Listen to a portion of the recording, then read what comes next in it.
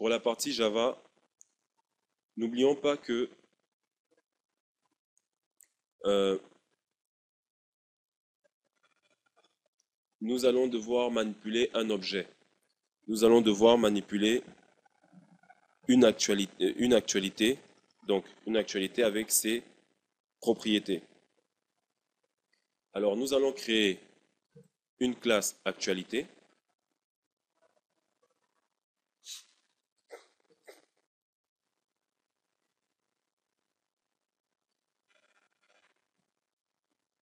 Nous allons l'appeler actualité au singulier, actualité avec un A majuscule. Donc, voilà.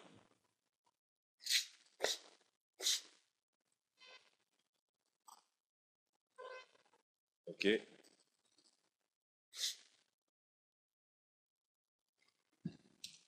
Et cette actualité, cette classe actualité, n'aura que les trois attributs que nous lui connaissons. Donc, nous avons l'ID int OID. N'oubliez pas la nomenclature Java, s'il vous plaît. On commence par une minuscule et chaque mot commence par une majuscule. D'accord? Ensuite, nous avons le string. Bon, comment dire? Private, hein, par défaut, déjà, au sein d'une classe, tous les attributs sont en private. Mais bon, ça ne coûte rien de les ajouter. Au contenu et private string au chemin. Voilà. Maintenant que nous avons ces trois attributs, nous allons demander à Java de nous générer les accesseurs. Donc, vous cliquez droit n'importe où dans le code, donc par exemple ici ou ici, mais faites quand même attention là où vous cliquez, parce que en fonction de là où vous cliquez, soit il les mettra à la suite, soit il pourrait donner quelque chose de pas très correct. Donc, on clique droit, on cherche source. Source, on va generate getters and setters. Ok, donc là, vous pouvez sélectionner uniquement les attributs pour lesquels vous voulez des accesseurs. Bon, comme moi, je vais tous les prendre, donc on select all ici, et ensuite, OK. Et voilà, ça nous fait gagner du temps. J'ai l'habitude de le faire en PHP manuellement. Quand il n'y en a que 3, ça va, mais quand vous avez des objets avec parfois une vingtaine de propriétés, ou parfois plus, c'est pas amusant. D'accord, allez. Nous avons créé notre classe, c'est un Java Bean, donc il n'y a pas de constructeur. Nous pouvons refermer cette classe. Maintenant,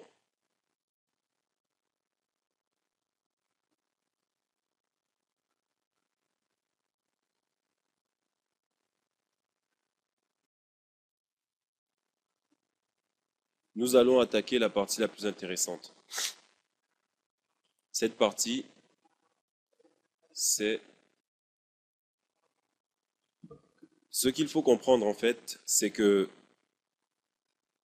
euh, pour pouvoir utiliser une liste view sur Android, surtout lorsqu'on importe des données à partir d'une base de données distante, euh, il faut comprendre que c'est pas possible de le faire directement. Donc, la liste view a besoin d'un adaptateur.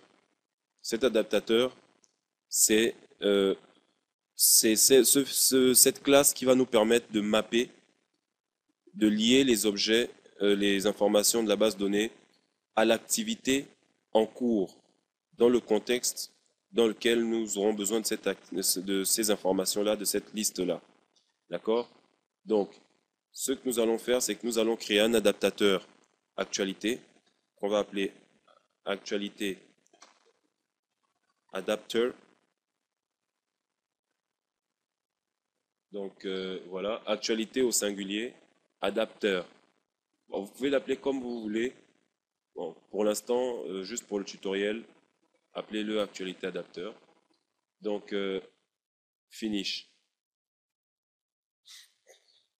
Alors, cette classe actualité adapteur va hériter de base adapteur. Voilà. Bon, base adapteur, donc comme son nom l'indique, c'est l'adaptateur de base en fait. C'est-à-dire que c'est l'adaptateur euh, mère. Bien, maintenant nous allons demander à Java d'ajouter les méthodes. Euh, on supprime ça. Ça aussi, on n'en a pas besoin. Ça non plus, on n'en a pas besoin. Pareil pour celui-là. Alors, ici, pour le getCount, bon, avant d'arriver là-bas, nous allons d'abord définir l'ensemble des attributs dont nous aurons besoin au sein de notre adaptateur. Nous aurons besoin du contexte.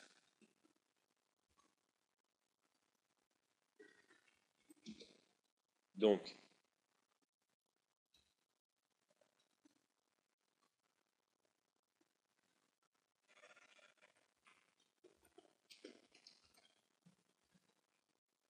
nous aurons besoin également, je vous ai expliqué que le contexte, c'est l'endroit, l'activité dans laquelle on sera lorsqu'on aura besoin d'appeler l'adaptateur. D'accord?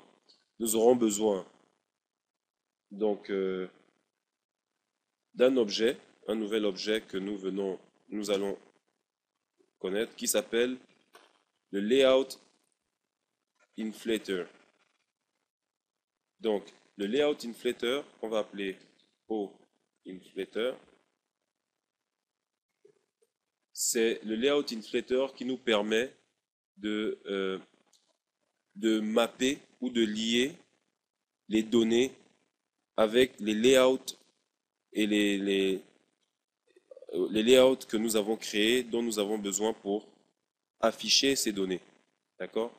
Ok. Donc, nous avons besoin également d'un array list ou d'une liste simplement. Moi, j'aime bien le array list. Donc, array list actualité, qu'on va appeler liste actualité au pluriel. Ensuite, nous avons besoin également d'une variable pour l'image.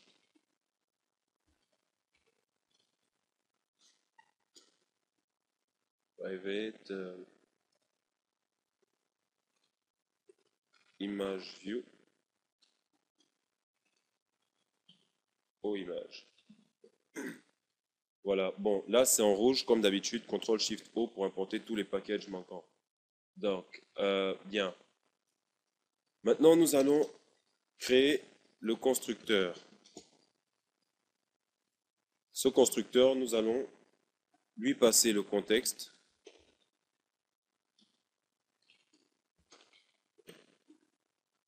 Nous allons lui passer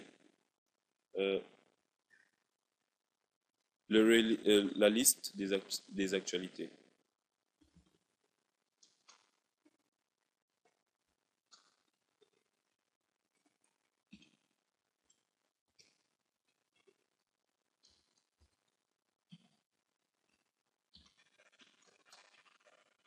Voilà, actualité. OK. Là, il y a une erreur, c'est actualité. OK. Bien. Maintenant, nous allons, à l'intérieur de ce constructeur, initialiser les éléments. Donc, on va dire vis.o contexte reçoit $p-contexte. Ensuite, this.list actualité reçoit plist. Et nous allons aussi initialiser l'inflateur pour qu'il récupère le layout inflateur qui nous provient du contexte. Bon, là, on peut prendre p-contexte comme au contexte. Je préfère prendre au contexte.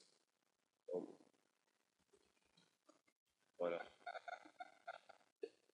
Et voilà. Donc, l'image, nous allons l'initialiser un peu plus tard. Bien, maintenant, on a une variable ici, getCount, qui va nous permettre en fait de récupérer le nombre d'éléments de la liste. Donc, comme le nombre d'éléments de la liste sera égal au nombre d'éléments de la ArrayList, donc nous allons lui demander de nous retourner simplement liste des actualités, point, size. Donc, bon, on va mettre un this. OK. Donc, maintenant, object getItem, ce sera la méthode qui va nous permettre de récupérer l'item donc à une position bien définie à l'intérieur de à l'intérieur de la liste. Donc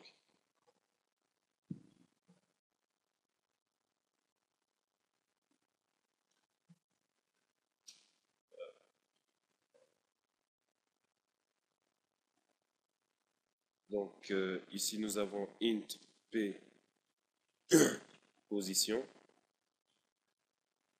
et au lieu de retourner nul, nous allons retourner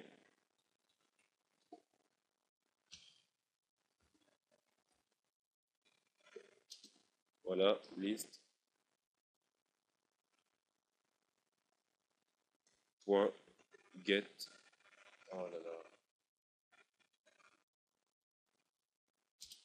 point get et au lieu de l'index, nous allons mettre la position. Voilà. Donc ici, nous avons getItemID. GetItemID, en fait, nous permettra simplement de retourner l'ID en fonction de la position.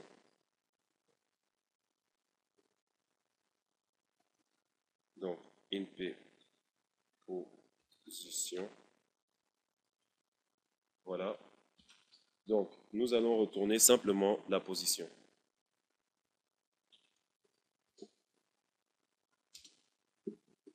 Voilà. Bien, maintenant, nous avons ici public view, get view, int arg0, etc. Bon, get view va nous permettre, en fait, c'est ici que tout le traitement va s'effectuer. C'est-à-dire que c'est ici que nous allons, comment dire, tester le layout, que nous allons faire la conversion des informations en layout, que nous allons connecter les informations au layout, etc., etc. Donc, voilà, déjà, il y a quelques arguments que nous devons modifier. À commencer par la position que nous devons envoyer. Alors, il y a un objet convertView qui va être passé en argument. Et viewGroup,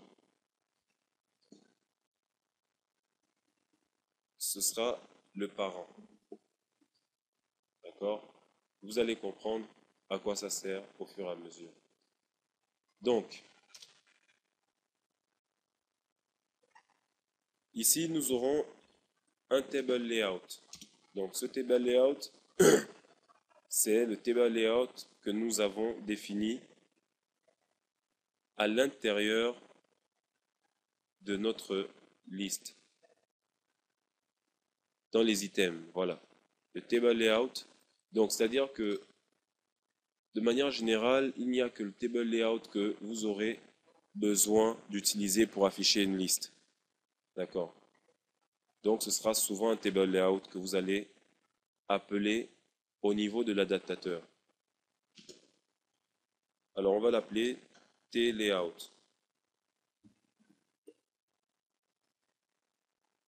Ou alors on va plutôt l'appeler tlayout item. Voilà. Donc on aura aussi besoin du chemin de l'image. Donc string L chemin qu'on va initialiser à nul. Et vous allez comprendre tout à l'heure pourquoi. Nous aurons aussi besoin d'un objet bitmap, toujours pour l'image, que nous allons appeler BM. Alors, CTRL-SHIFT-O pour importer le package qui contient bitmap. Maintenant, la première chose qu'on va faire, c'est vérifier si la vue a déjà été convertie ou pas. Donc, if p convert view égale nul, alors on va dire tLayoutItem reçoit, donc si la vue n'a pas encore été convertie, donc table layout de au inflator point inflate. Donc c'est avec inflate.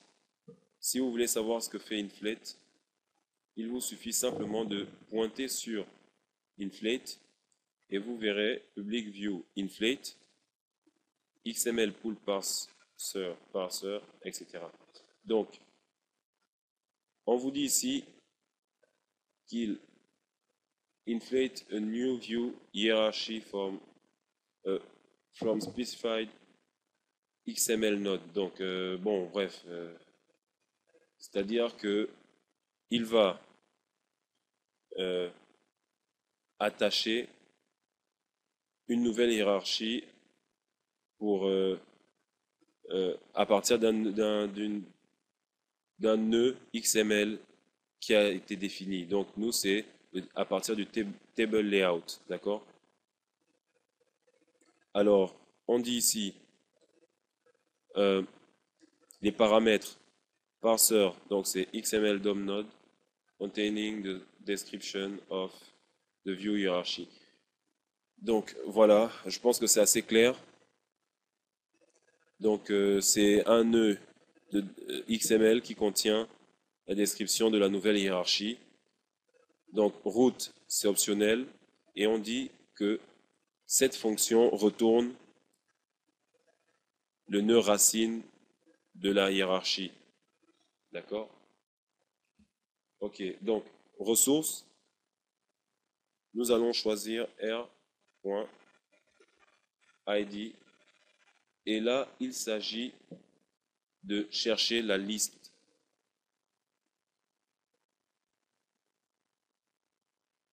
Donc on va prendre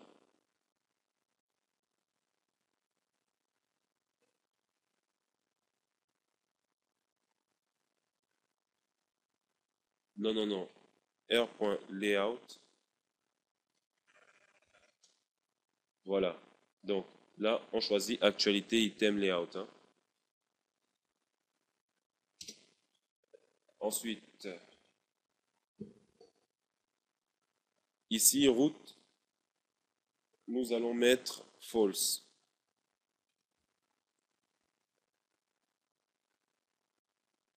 Et là, il nous donne une erreur. Oui, c'est parce qu'en fait, nous n'avons pas ajouté le parent. Voilà. Donc, prenez bien note de cette instruction. Ce sont de nouveaux objets, l'inflateur et une nouvelle fonction inflate. D'accord. Bien, dans le cas où la vue a déjà été convertie et qu'elle n'est pas nulle, ce que nous allons faire, donc tLayoutItem reçoit simplement le table layout de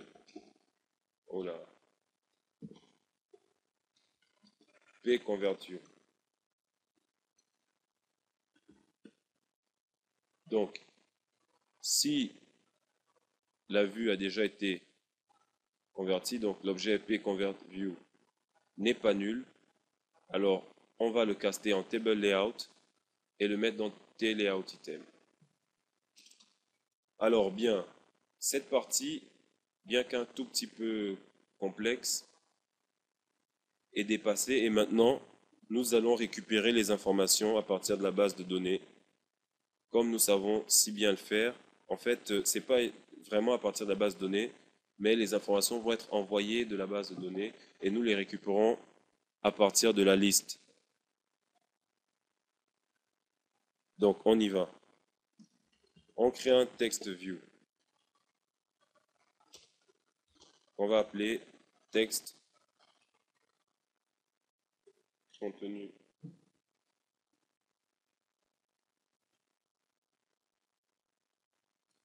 Voilà. Texte contenu actu.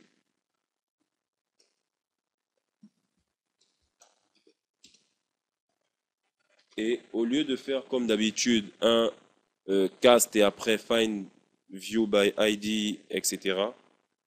Là, vu que notre vue est contenue à l'intérieur de tLayoutItem, donc c'est par tLayoutItem qu'il faut passer pour avoir accès à la vue par ID. Et là, nous allons chercher le txt actu.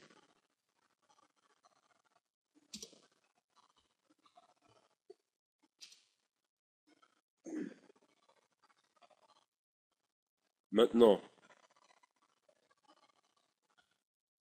txt contenu actu. Point. Set texte.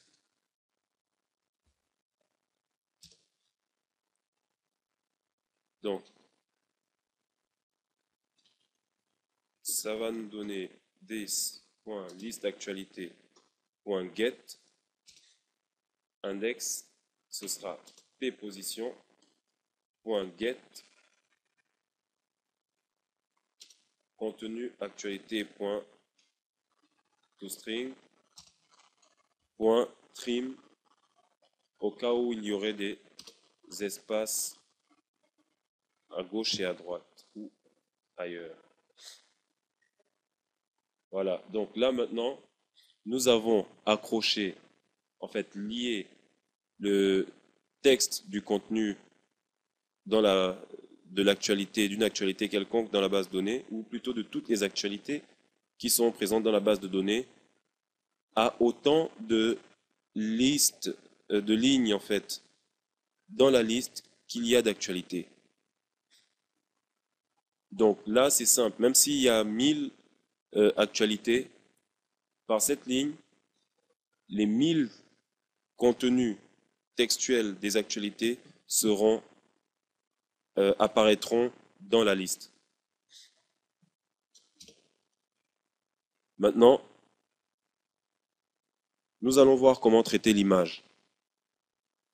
Mais en fait, c'est quelque chose que nous avons déjà fait auparavant.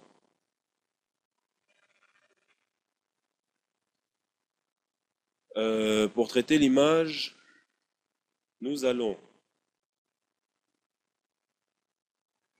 faire appel au code que nous avons étudié dans la vidéo précédente sur le transfert d'une image à partir de, comment dire, à partir d'un serveur web distant vers un client Android en utilisant PHP. L'avant-dernière vidéo postée sur Gabs Computer. Donc, ce code, il est simple. Nous allons créer la méthode en dehors de la méthode getView. Et cette méthode va s'appeler private bitmap. La dernière fois, dans le code précédent, nous avions mis un private void.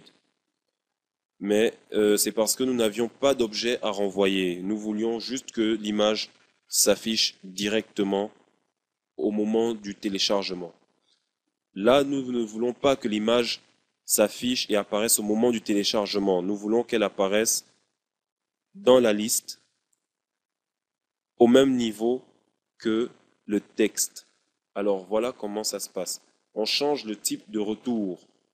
On enlève le void, on met un bitmap. Parce que c'est un objet bitmap que nous allons renvoyer pour pouvoir faire l'affichage en dehors de la méthode.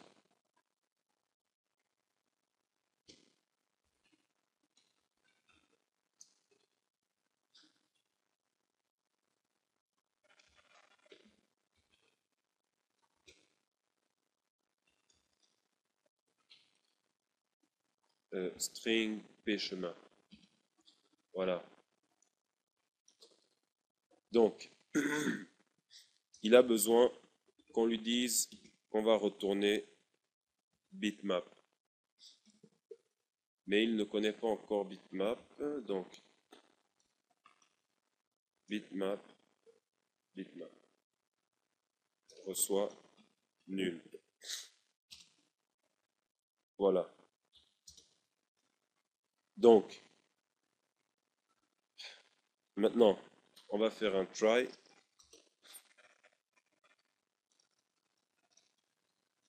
URL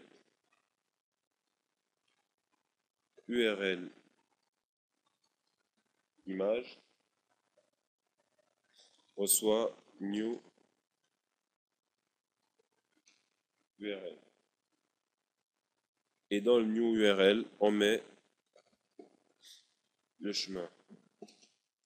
Ensuite, on a notre HTTP connexion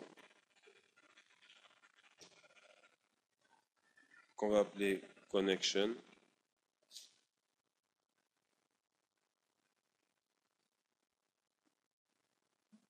Qu'on caste par HTTP URL connection. Ah oui,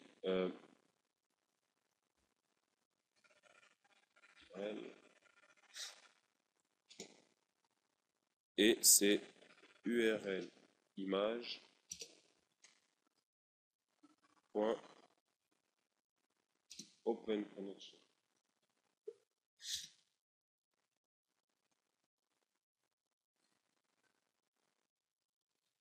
Ensuite, nous allons appeler notre input stream yes, bon, ou alors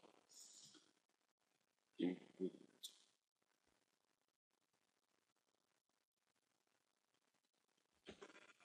stream.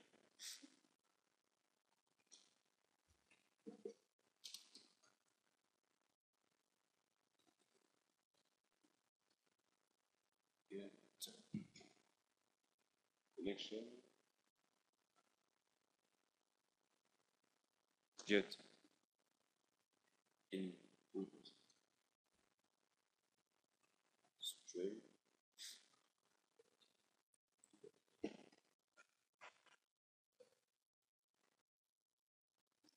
Voilà. Input stream.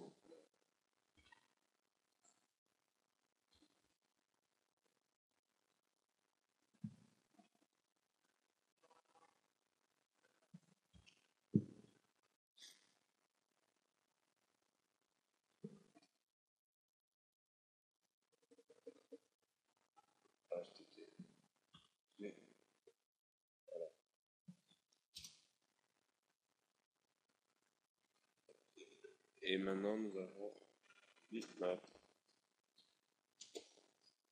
Le bitmap qui va passer par le factory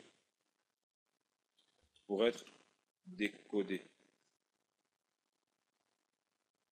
Decode stream. Yes.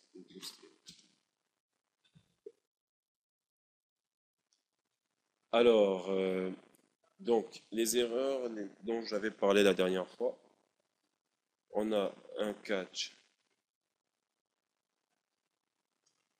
malformed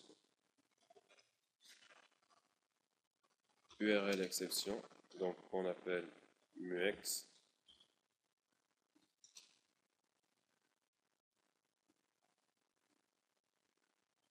Et muex.print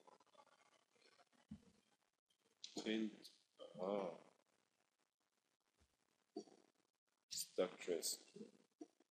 Voilà. Et nous avons également le catch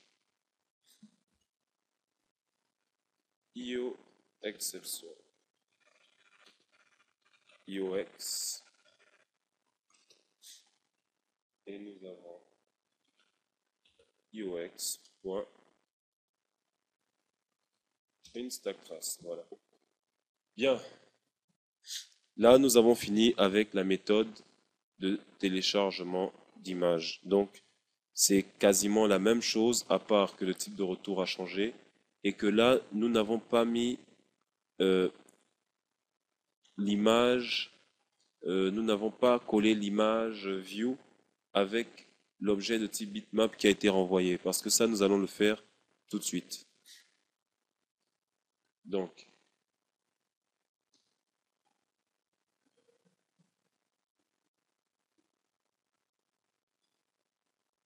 alors, juste après le texte, nous allons maintenant voir comment récupérer l'image à travers cette méthode.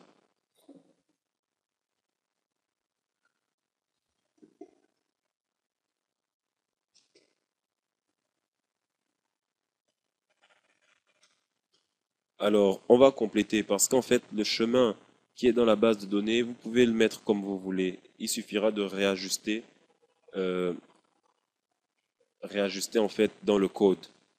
Donc, comme dans la base de données, j'ai pas mis tout le chemin complet, HTTP, etc., etc.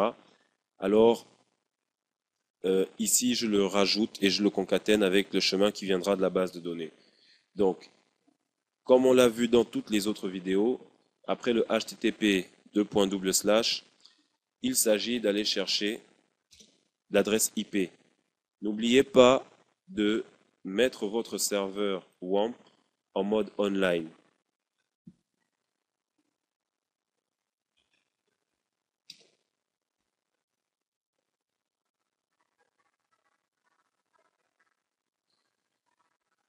Ok. Donc, 192.168.1.66. N'oubliez pas, n'utilisez pas localhost, ni le 127.0.0.1. Utilisez votre adresse réelle. Voilà.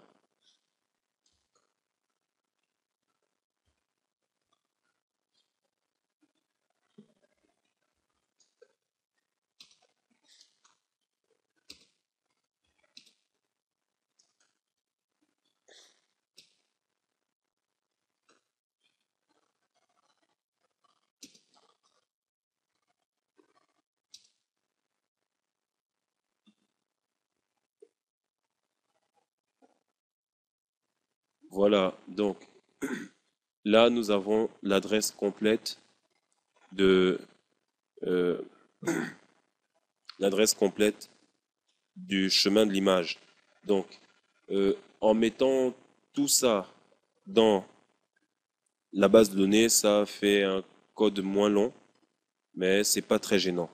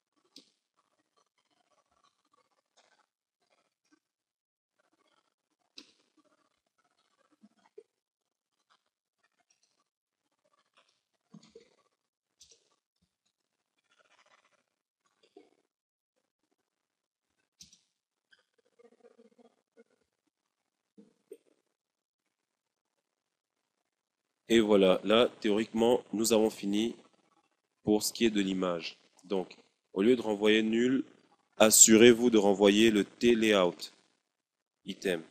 Voilà. Donc, nous avons fini la partie de programmation réservée à l'adaptateur. Donc voilà, c'est pas très long, c'est pas très complexe, mais ce sont des choses nouvelles, donc prenez le temps. Bien, maintenant, nous allons euh, retourner dans le main activity.java.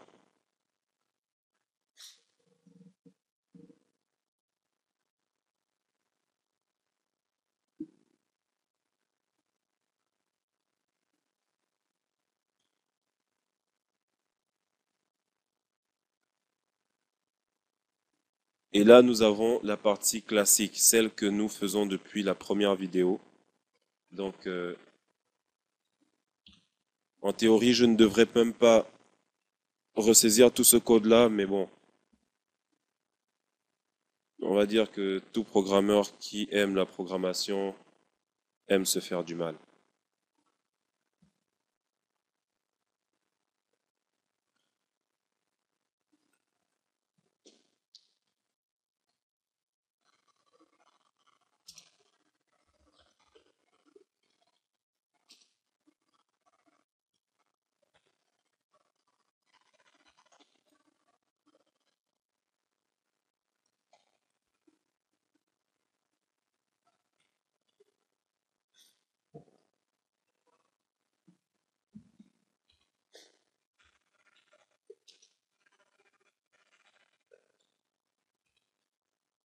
Euh, L'image, je vais pas la mettre ici puisqu'on l'utilise de l'autre côté.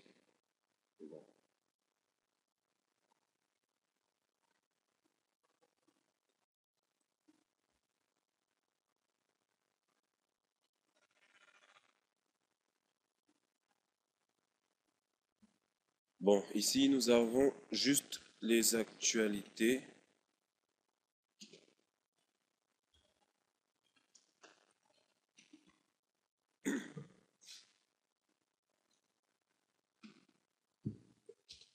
Et la liste.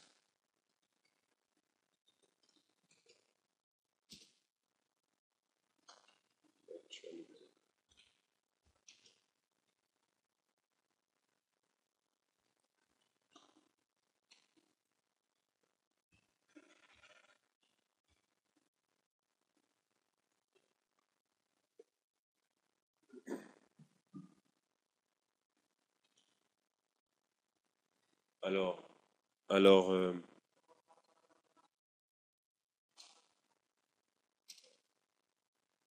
dans le onCreate, là on a le choix parce qu'on n'a pas vraiment de variable à initialiser en tant que telle. Donc ça nous le ferons un tout petit peu plus tard. Donc ce que nous allons faire, c'est qu'on va quand même initialiser. Oh là là. Non, non, c'est bon, on laisse tomber. Soit comment dire, soit on peut directement écrire le code dans le onCreate au moment de la création de l'activité, le code va s'exécuter. Mais comme vous le savez, ma préférence se porte toujours vers le fait de le faire dans le onStart.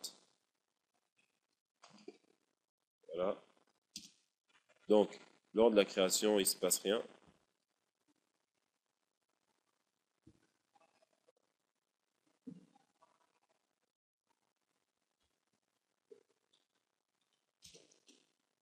Ok.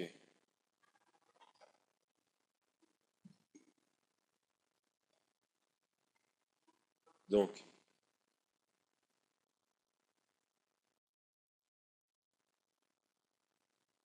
on y va. On a notre string buffer qu'on va appeler string B, qui est lié string buffer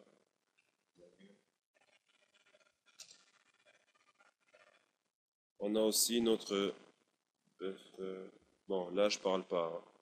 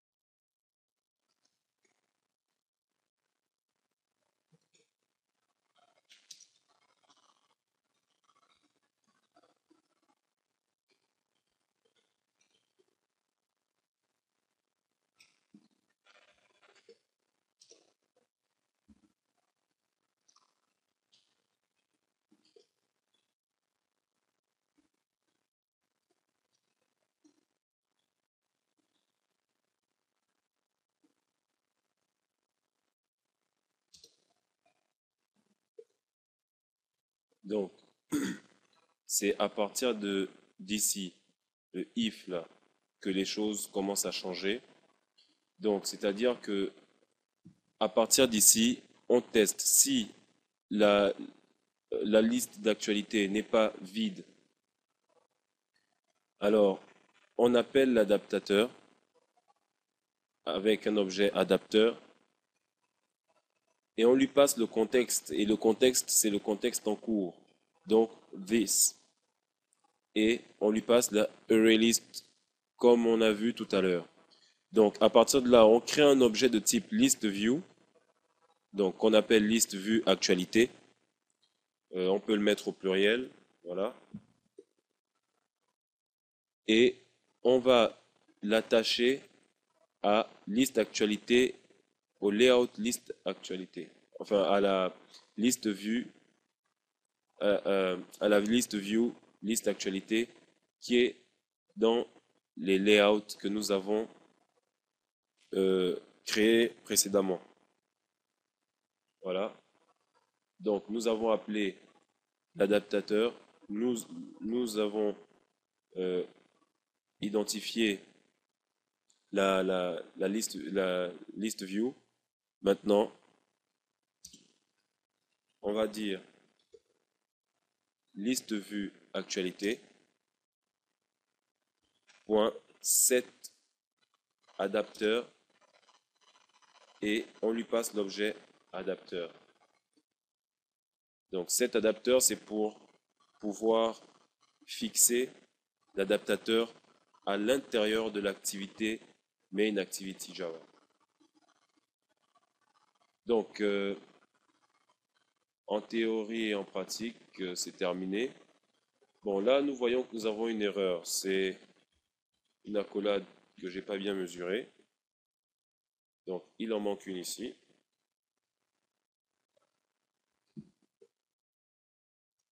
Ou alors, il y a un autre problème.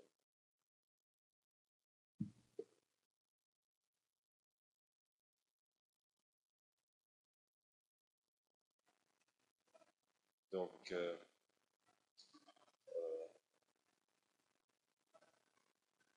voilà. While. OK. Catch est ici.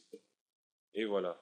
Donc, à partir de là, en théorie, tout devrait fonctionner correctement. Nous allons nous en assurer. Mais avant de faire quoi que ce soit, on va dans le manifeste Android. Et dans le manifeste, on va ajouter la permission qui nous permet de nous connecter à Internet.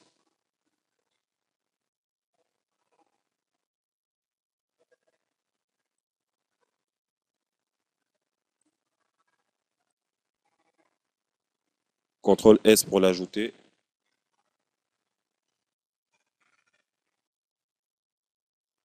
Maintenant, on peut fermer le manifeste. Alors, donc, on va tester l'application. On reste bien sur le Main Activity Java et on clique sur le projet GSC Tuto Andro. Ensuite, de là, on peut cliquer droit ou autrement, mais on va dans Run et on lance Android Application. Ça y est.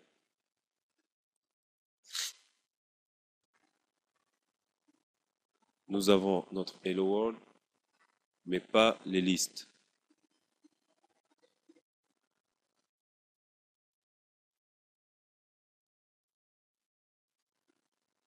Déjà là, nous avons deux ID identiques.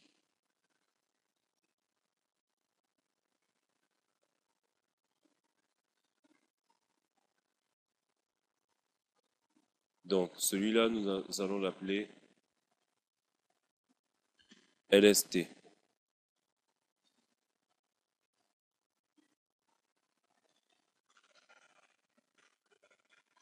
Il faut faire attention à ne pas envoyer ici à l'adaptateur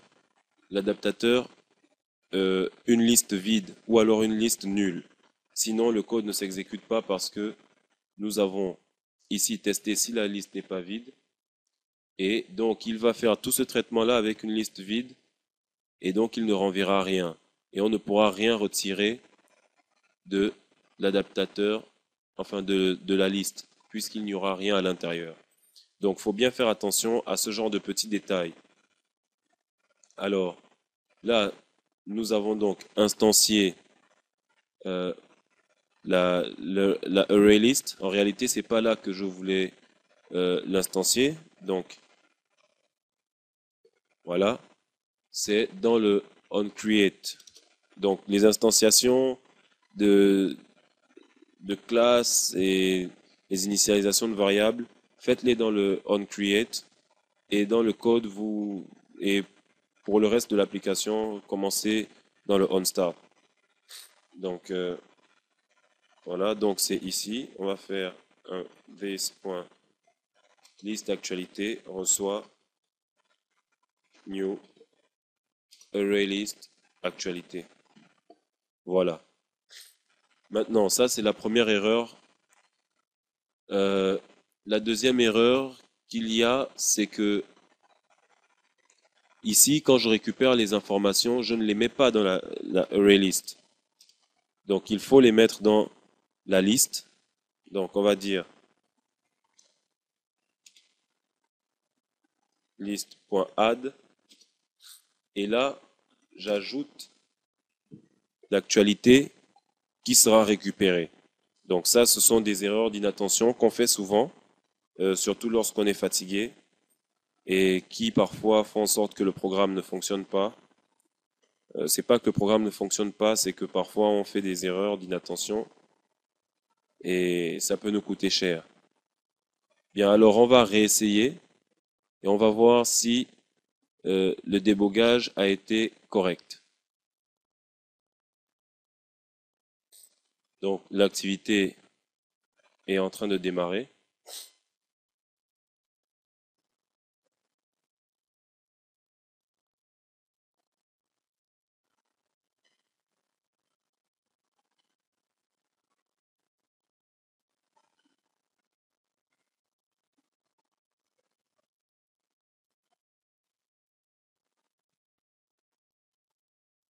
Et nous voyons qu'effectivement, toutes les informations sont arrivées. Donc nous avons ici le contenu de l'actualité et là, nous avons l'image. Image, texte et sous forme de liste. Et avec ce petit code, l'avantage c'est que vous n'avez pas besoin de vraiment beaucoup comment dire, écrire de code. Vous n'avez pas besoin de beaucoup de fichiers. Vous voyez, pour gérer des actualités simples, nous n'avons que 3 fichiers Java. Donc le Java Bean, l'adaptateur et le fichier principal. Donc, c'est la même chose pour le layout. Nous n'avons que 3 fichiers. Le layout principal qui va gérer les autres. Alors, je récapitule rapidement. Alors, au départ, la première chose à faire, c'est de lancer WAMP en mode online. Ensuite, vous ouvrez votre WAMP sur votre navigateur.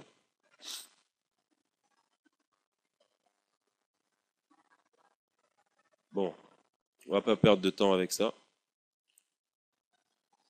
Une fois que vous avez ouvert votre SGBD sur votre navigateur, il vous suffit de créer une base de données. Donc, dans votre base de données, vous avez une table qui s'appelle Actualité, dans la base de données nommée News. Cette table Actualité a 3 champs. Donc, l'ID de l'actualité, le contenu de l'actualité, le message textuel, et l'image, le chemin de l'image, sous forme de varchar.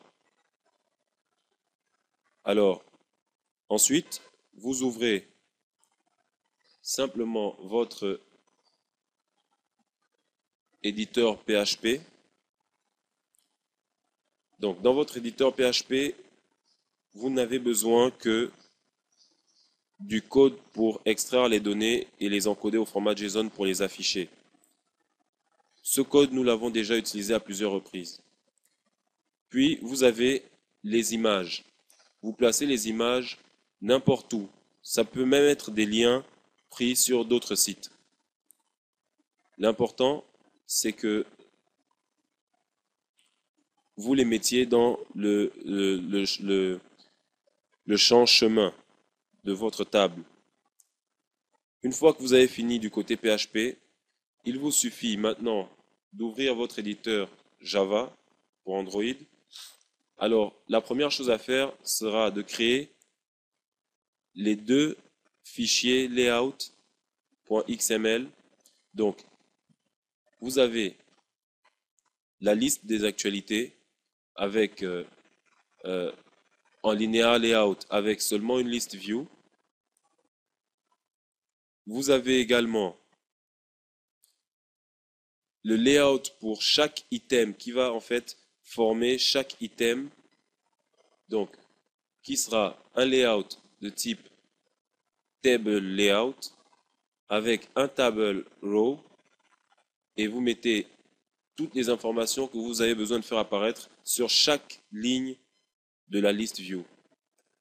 Et vous incluez la liste view, pas l'item, mais la liste view à l'intérieur du layout principal grâce à include.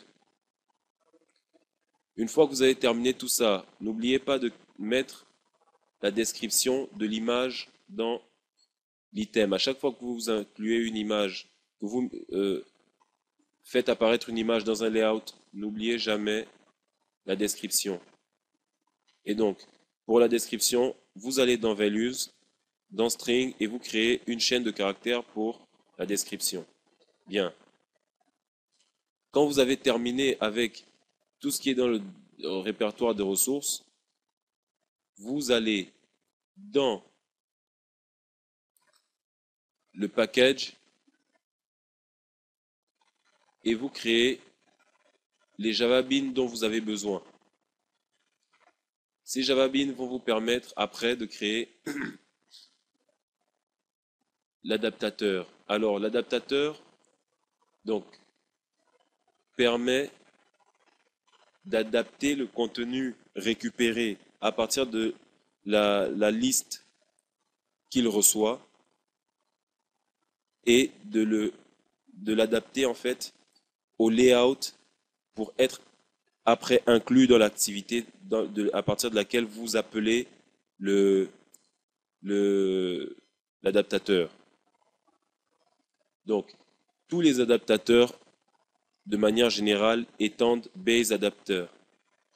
Vous avez besoin du contexte, d'un layout inflator et d'une liste et d'une image. L'image, c'est seulement si vous voulez importer une image, comme dans notre cas. Ensuite, vous créez le constructeur avec l'initialisation des variables nécessaires. Puis, vous implémentez, une fois que vous aurez fait hériter votre adaptateur de base adapter, vous allez devoir implémenter les méthodes obligatoires, donc getCount, getItem et getItemID et getView. Une fois que vous avez implémenté ces méthodes, vous pouvez maintenant récupérer tous les éléments nécessaires à l'affichage. Donc, je ne vais pas m'étendre sur le sujet, il vous suffit simplement de suivre la vidéo autant de fois que possible. Alors, voilà, nous sommes arrivés au terme de notre tutoriel. Encore une fois, je vous remercie pour votre participation et pour vos suggestions, pour vos commentaires aussi. Partagez, c'est tout ce qu'on peut faire. Partagez la connaissance et les recherches. Partagez aussi les problèmes, les questions. Invitez des amis à venir suivre les tutoriels. Moi, je vous dis à très bientôt pour un nouveau tutoriel sur Gabsen Computer. Merci.